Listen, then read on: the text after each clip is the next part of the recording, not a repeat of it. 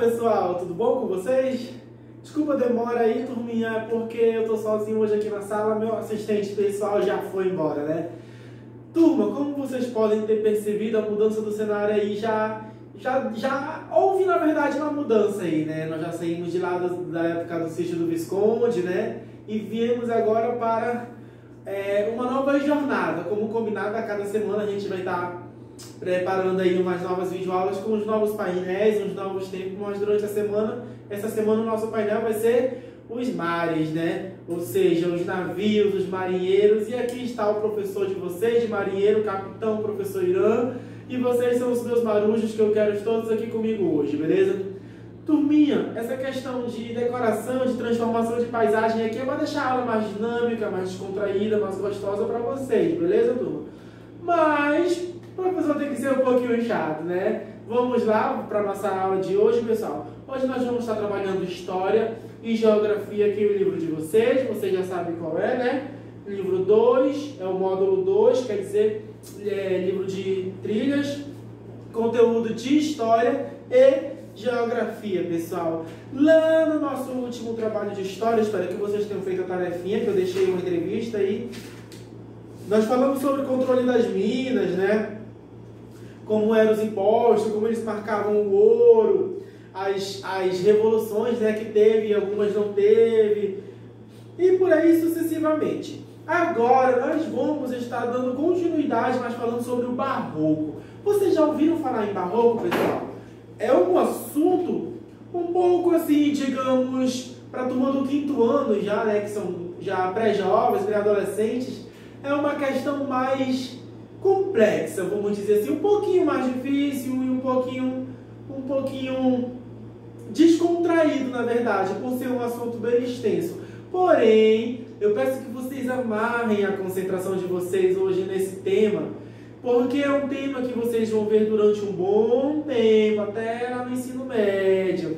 Então, mas não deixa, pessoal, de ser um tema interessante, um tema bonito. Por quê? Porque fala da nossa história, entendeu? Quando a gente fala de Barroco, a gente está falando sobre expressões artísticas, lá pelo meados do século XV, XVI, né? E se estendeu até, se eu não me engano, pessoal, século XVIII, por aí, no qual as representatividades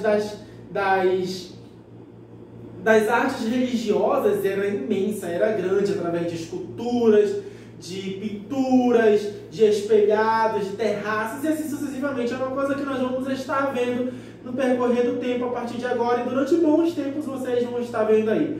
Então, turma, é fundamental que vocês criem um interesse sobre essa questão do Barroco, porque vale a pena, é gostoso de se ver. Um pouquinho complexo, claro, mas é gostoso de se ver. Então vem comigo, pessoal, vamos lá continuar.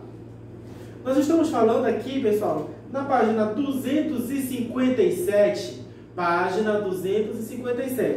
um assunto muito interessante, que é o Barroco Mineiro. O Barroco Mineiro é considerado a primeira expressão artística genuinamente brasileira. Ou seja, nós estamos falando de uma das primeiras expressões artísticas genuínas do nosso país, beleza? Que nós estamos falando sobre o quê? Sobre o Barroco Mineiro, beleza? Vamos lá. O Barroco Mineiro é considerado a primeira expressão artística genuinamente brasileira. Originalmente, o Barroco é uma manifestação de origem europeia. São coisas que não deixa de ser novidade. Por quê? Porque grande parte da nossa cultura é de origem africana, indígena e principalmente europeia, da questão dos portugueses, né, lá da Europa e tal.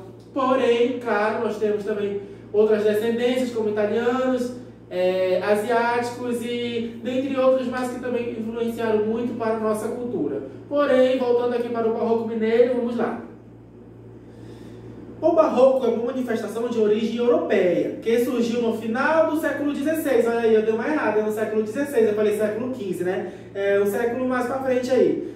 Porém, no Brasil foram desenvolvidas características próprias. Ou seja, vamos supor assim, eu pego aquela cultura, tá aqui, eu pego essa cultura, né, desse país X, transformo essa cultura numa cultura para mim. Porém, essa cultura aqui para mim, para o meu país, já vai ter a minha característica, entendeu? É tipo, eu vou dar uma melhorada para poder ficar do meu gosto. Porém, no Brasil foram desenvolvidas características próprias, como o uso de cores fortes e a representação de anjos e santos com feições afro-brasileiras nas esculturas. Olha aí, gente, que maravilha, né? Coisa bonita. Esses estilos se desenvolveram principalmente em Minas Gerais durante o período da mineração. Nessa época, muitas pessoas que enriqueciam com a extração do ouro faziam doações para as instituições conhecidas como irmandades religiosas. Essas irmandades eram associações de fiéis católicos responsáveis pela organização de rituais e pela gestão das igrejas. Além disso, promoviam o encontro de diferentes grupos sociais por meio de eventos e com o dinheiro das doações contratavam artistas para decorar aquele espaço. Ou seja, na época da mineração, falando assim na questão do barroco mineiro, eles extraíam bastante ouro e faziam essas doações para essas associações religiosas, nas quais elas sabiam investir e trabalhar da forma correta, propagando eventos, trazendo novas informações, decorando e ornamentando e erguendo mais o templo, não é verdade? Isso aí, pessoal. Vamos lá, como vocês podem ver, olha um exemplo do barroco mineiro aí, ó. Altar no estilo barroco mineiro no interior da igreja de São Francisco de Assis, em Ouro Preto, Minas Gerais. Olha aí, turma, como é bonito esse altar. Isso é estilo barroco, entendeu? Vamos lá. Já diz assim, ó. Passando para essa próxima imagem, é uma escultura. Presta atenção nessa escultura aí, ó. A escultura de pedra sabão feita por Antônio Francisco Lisboa, o Aleijadinho, são elementos marcantes do barroco mineiro. Ao lado da escultura, o profeta Isaías na Bíblia. Ao lado, a escultura do profeta Isaías da Bíblia, do Bom Jesus de Motozinho. Como vocês podem observar, essa estatueta, essa escultura, ela também é uma representação do estilo barroco. Beleza? Vamos agora passar para o nosso patrimônio cultural aqui, beleza, pessoal? Além disso, existem também. Não existe só a questão das estruturas internas dos templos ou as estatuetas. Existem também outras que nós vamos estar vendo agora, entendeu? Patrimônio cultural brasileiro. Na página 258 você vai ver assim: as obras do barroco mineiro fazem parte do patrimônio cultural brasileiro, isso é óbvio. Elas são muito importantes, pois nos ajudam a compreender melhor o período colonial do Brasil. Que nem aquela questão de fontes históricas, né? Patrimônio cultural é aquilo que pode... já estudamos também sobre isso. É aquilo que pode estar falando, dando informações sobre o que aconteceu em certo período. Por isso, a preservação das estruturas das obras de arte barrocas, por isso, a preservação das construções e das obras de arte barrocas, assim como de outros patrimônios culturais, é fundamental e deve ser responsabilidade de todo cidadão brasileiro. As cidades de Ouro Preto e de Diamante, por exemplo, de Diamantina, por exemplo, foram declaradas Patrimônio Mundial da Humanidade pela Unesco. Por quê, pessoal? Porque tem várias informações para onde você olha sobre a questão da época da colônia do Brasil, beleza? Olha só, essa primeira imagem aí da página 258 diz assim: o centro histórico da cidade de Diamantina, em Minas Gerais, foi reconhecido como Patrimônio Mundial pela Unesco em 1999. O centro da cidade incluiu diversas construções do período colonial, cuja arquitetura foi influenciada pelo barroco mineiro, como a Igreja de São Francisco de Assis, retratada na fotografia ao lado. Ou seja, pessoal, a construção dessa igreja foi inspirada na questão barroca mineira, ok? Essa próxima imagem. Por sua importância histórica, a cidade de Ouro Preto passou a ser considerada Patrimônio Mundial pela Unesco em 1980. Na fotografia aqui do lado, como vocês podem ver, Igreja de São Francisco de Assis, projetada por Aleijadinho, município de Ouro Preto, Minas Gerais. Uma outra estrutura também da mesma época, que expressa e conta a história de certa época do nosso Brasil. Passando aqui para a próxima página, pessoal, 259, vamos lá. Além das obras do Barroco Mineiro e das cidades de Ouro Preto e Diamantina, há outros patrimônios mundiais no Brasil que remetem ao período colonial. É isso aí, pessoal, ou seja, não vamos nos resumir só apenas a um local. O nosso Brasil é extenso, ou seja, tem várias outras expressões que envolvem a questão do Barroco também, beleza? Como, por exemplo, vamos para Salvador, ó. Na Bahia, foi a primeira capital, Salvador, na Bahia, foi a primeira capital do Brasil. Por isso, sua estrutura urbana recebeu um investimento maior que as demais vilas da cidade no início da colonização portuguesa. Ou seja, o investimento foi maior naquela região ali, na região X referida, ou seja, Bahia. O investimento foi maior nessa Bahia, por quê? Porque foi a primeira cidade a ser, aonde tudo se iniciou, beleza?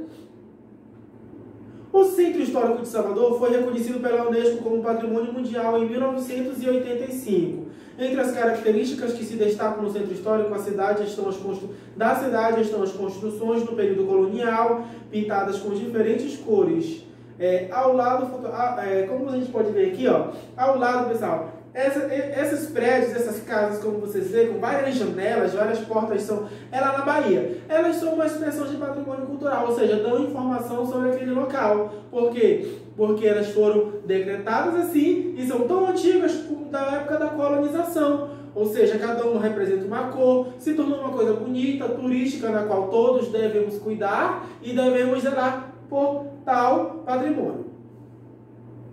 O Centro Histórico da cidade de Goiás, ó, já em outro local, entrou para a lista do Patrimônio Mundial da Unesco em 2001. As construções do centro da cidade datam do século XVIII e XIX, período em que a mineração era praticada na região. Ao lado, a fotografia do Centro Histórico de Goiás. Como vocês podem ver, se compara um pouco com a questão de Bahia, né? Mas é um centro histórico que conta também histórias sobre questões do século XVIII e século XIX. Gente, séculos são 100 anos, ou seja, muitos anos atrás, entendeu? Agora, pessoal, passando aqui para a página 260. Turma, a gente já pode ver aqui que fala sobre atividades. Tem 3 manchetes aí, né? A primeira manchete, que diz assim, laudo aí, né? Diz assim, laudo aponta risco em 13 bens históricos de Minas Gerais. A 2, que tem o trânsito aí, né? Trânsito intenso coloca em risco o patrimônio dos centros históricos de Minas. Temos a manchete 3. Rompimento de barragens destrói também patrimônio histórico de Minas.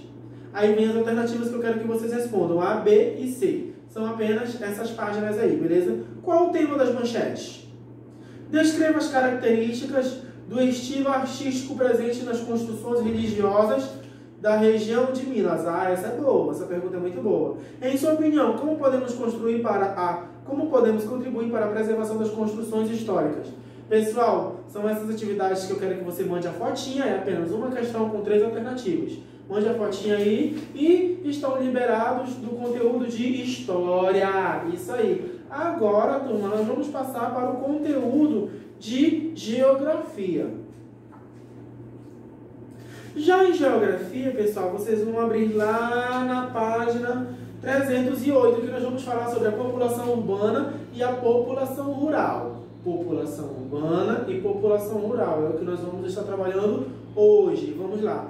Pessoal, é uma questão de região urbana e região rural. Nós já estamos cansados de saber isso. Agora nós vamos falar sobre a população urbana e população rural. A população brasileira é formada pelas pessoas que moram nas cidades, as chamadas população urbanas, e pelas pessoas que moram no campo, as chamadas população rural. Mas como as pessoas estão distribuídas pelo país?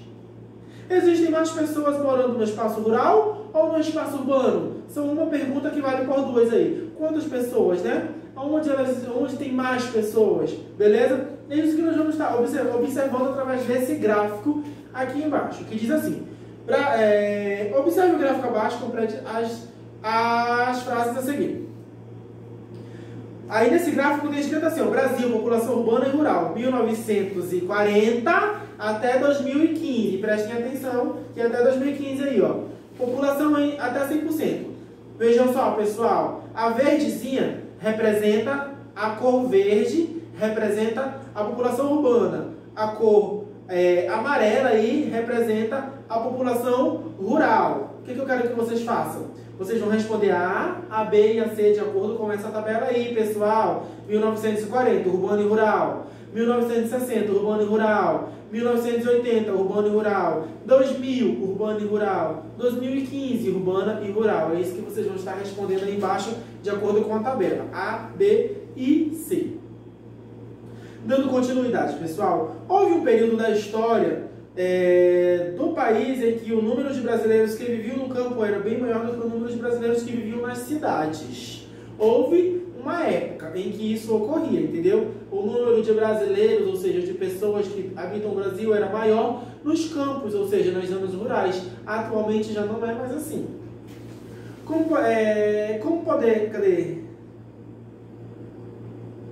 Como podemos observar no gráfico, até 1960 mais pessoas viviam no espaço rural. Aí você vai lá no gráfico e olha, em 1960 havia mais pessoas no espaço rural. De 1980 até 2015 isso diminuiu grandemente, o espaço urbano aumentou muito mais. Beleza? No entanto, em 1980 já havia uma invasão de números de pessoas entre os dois espaços. Uma inversão de números de pessoas entre dois espaços, ou seja, o que estava lá em cima e o que estava aqui embaixo só fizeram trocar, beleza? Em 2015, a quantidade de habitantes no campo passou a ser cerca de 6 vezes menor do que a quantidade de habitantes das cidades. É uma questão de êxodo rural, na verdade, é como a gente fala, né? Que é a vinda das pessoas para as áreas urbanas. Crescimento da população urbana no Brasil, próximo subtítulo aí, na página 306. Vamos lá, pessoal. Assim diz, essa página diz assim: a grande quantidade de pessoas que migrou, ou seja, saiu do espaço rural para viver nas cidades, reforçou o crescimento da população urbana. No intenso movimento ocorrido principalmente na década de 70, ou seja, de 1970, né? Recebeu o nome de, olha aqui, ó, êxodo rural, que foi provocado principalmente pelos fatores a seguir. Ou seja, o êxodo rural é o que nós vamos estar falando agora. O que é êxodo rural, pessoal? Aquela grande quantidade de pessoas que vai embora das suas zonas para as zonas urbanas. Olha só um dos motivos. Nós temos aqui, nessa página nós temos 3 motivos. Vamos trabalhar um pouquinho sobre esses 3 motivos. Mecanização do campo. Esse foi um dos motivos que embalou a questão do êxodo rural acontecer. Crescente utilização de máquinas no campo aumentou a produção das lavouras, diminuiu a necessidade de contratação de mão de obra, de modo que muitos trabalhadores rurais ficaram sem empregos. É um pouco complicado, por quê? Porque houve a troca aí, né? A troca do trabalho braçal, ou seja, do trabalhador, pelas máquinas. E o trabalhador fica como? Sem trabalhar. E o que acontece? Ele vai embora para uma outra região, atrás de um lugar melhor. Próximo tema aí, ó. Atração de trabalhadores para a indústria. Ou seja, pessoal, como ficaram sem trabalho no campo, muitos trabalhadores rurais buscaram oportunidades de empregos na cidade. Olha aí, ó, o êxodo rural acontecendo. Ou seja, eles saíram do campo e foram trabalhar nas cidades, principalmente nas indústrias que nesse período estavam em desenvolvimento no país e necessitavam de uma mão de obra. Próximo tema aí, pessoal. Busca por melhor qualidade de vida. Essa é muito óbvia também, né? As pessoas se deslocavam para o espaço urbano atrás de quê? De uma melhor qualidade de vida, procurando obter melhores condições, que não tinham ali no espaço rural, pois a cidade oferecia mais acesso, a cidade oferecia mais saúde, a cidade oferecia mais educação, entre outros benefícios, ou seja, muitas informações. Página 310, pessoal. Na página 310, nós vamos estar falando sobre um outro subtítulo, que é o crescimento desordenado das cidades. Ou seja, é uma coisa que é um absurdo, na verdade, não é? O intenso fluxo de pessoas na área rural para a área urbana causou diversos problemas em muitas cidades brasileiras. Ou seja, o êxodo rural foi tão grande que causou problemas na cidade. Essas cidades não estavam preparadas para receber uma quantia tão grande de pessoas como ocorreu nas últimas décadas. Além disso, A falta de investimento em serviços essenciais contribuiu para que ocorresse o crescimento urbano desordenado. Ou seja, o que é o crescimento urbano? O crescimento das cidades de forma desordenada. As pessoas iam na cara e na coragem para saíam da região rural para a região urbana na cara e na coragem atrás de melhores melhores condições de vida e quebravam a cara e não tinham mais como voltar. Tiveram que fazer invasões, né? Eles invadiram terrenos, cresceram de forma exagerada, outros até conseguiram, porém o crescimento foi bem desordenado e virou um pouco de bagunça aí. Um exemplo que nós podemos ver sobre essa questão da bagunça é o transporte coletivo ineficiente. Como vocês podem ver aqui na imagem do lado, isso é um absurdo aí no metrô, né? Um trem, pessoal, olha só, não consegue dar conta de tantas pessoas. A superlotação de ônibus, trens, metrôs é um dos problemas mais enfrentados diariamente pelas pessoas das cidades, principalmente nos maiores centros urbanos. Aí o próximo é problemas ambientais, pessoal. A geração de grandes quantidades de lixo associada à precarização do sistema de coleta e descarte inadequado tem causado a contaminação do solo e a poluição dos rios. Assim, tem atraído animais transmissores de doenças, ou seja, muitas pessoas, muito lixo, muita bagunça, as pessoas não conseguem os trabalhadores não conseguem dar conta da coleta necessária, né? Muita poluição, muito fogo, muita queimação de plástico e assim sucessivamente. Todo esse processo que nós achamos bem simples, na verdade não é simples, porque vai afindar, prejudicando o solo e não vai ter rendimento em relação a nada. Outros problemas verificados nas cidades é a poluição do ar, olha aí, ó, causada sobretudo pelo trânsito, pessoal. O trânsito joga muita poluição, muita produção industrial. Além da poluição, tem as indústrias também com poluição industrial, né? Que ajuda aí, as duas se remetem e causa mais bagunça ainda. Então é uma coisa bem complexa, bem complicada, na verdade, de se falar, bem como posso dizer para vocês de forma adequada. Um pouco difícil até de se entender. Porém, devemos saber e ter consciência de que certas coisas em questão desse êxodo rural, migração zona rural para zona urbana, afindou gerando uma bagunça, beleza? Olha só, pessoal, emprego insuficiente, na página 311, vocês vão ver aí, emprego insuficiente. Existem muitas pessoas desempregadas nas cidades, pois as vagas de trabalho não são suficientes para toda a população urbana. Outro fator que ajuda a explicar o desemprego é a baixa escolarização e a qualificação de parte das pessoas, ou seja, aquele caso, a falta de qualificação ela é muito grande. Às vezes as pessoas dizem, não tem emprego, o emprego não é suficiente. Muitas das vezes não tem emprego para uma pessoa que não é qualificada. Por isso a qualificação é fundamental, é essencial, beleza? Falta de infraestrutura e ocupação irregular. Um dos assuntos que eu acabei de falar aqui, pessoal, falta da infraestrutura, ou seja, fatores como a falta de investimentos em infraestrutura na construção de moradias adequadas e a baixa renda, que dificulta a compra de moradias reguladas, levam as pessoas a ocupar beiras de igarapés, invasões, áreas que não deveriam ser invadidas por ser áreas de preservação, não é?